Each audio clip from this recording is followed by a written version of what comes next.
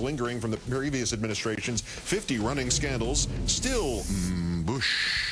Number 3, Katrina-Gate. That's right, the graft that keeps on giving. Auditors at FEMA report that as of tonight, 3 years and 5 months after that storm hit the Gulf Coast, they're a little behind on spending the federal money authorized to repair sewer systems, rebuild roads and schools, restock library shelves, and do countless other urgent infrastructure projects. Just a little behind. Bush administration red tape, you know. Just $3.9 billion behind. $5.8 billion authorized for the rebuilding the Gulf after Katrina and Rita, and roughly 3.5 years later, they are not even close to spending half of it. Number 2, State Secrets Gate. Good news, bad news out of today's hearing at a lawsuit against a Boeing subsidiary accused of supplying the planes for the Bush administration's renditions of detainees. Whenever an individual sued the administration to seek damages for being kidnapped or detained or wiretapped or otherwise illegally held or spied on, the Justice Department under the former president immediately moved to have the private suit thrown out on the premise that the very act of the trial threatened the revelation of classified info, state secrets.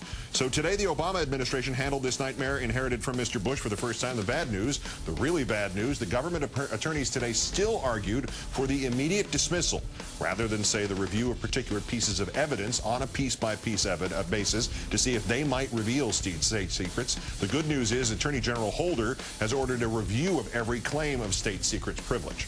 And number 1, Gitmo Gate. The claim from Ethiopian-born janitor Binyam Mohammed via London's newspaper, the Daily Mail, that after he sought asylum in Britain, he wound up in the hands of the CIA.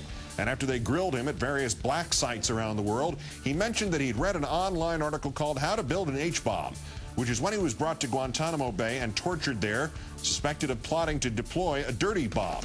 There are supposedly documents showing British complicity in the torture of Binyam Mohammed, including his being hung by the wrists for a week, being threatened with a gun to his head, and cuts made on his genitals.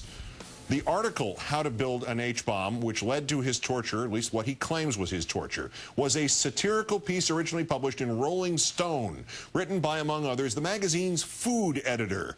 It includes the obviously ludicrous claim that you could build a hydrogen bomb by pressurizing some liquid uranium at home with a bicycle pump, then putting it into a standard-sized bucket, then creating a kind of home centrifuge by attaching the bucket to a rope and swinging it around your head nonstop for 45 minutes.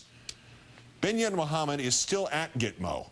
Paranoia can make you do a lot of crazy things, but as the Bush presidency proved, as Gitmo itself still proves every day, paranoia can make you do a lot of crazy things, but not as many as stupidity can.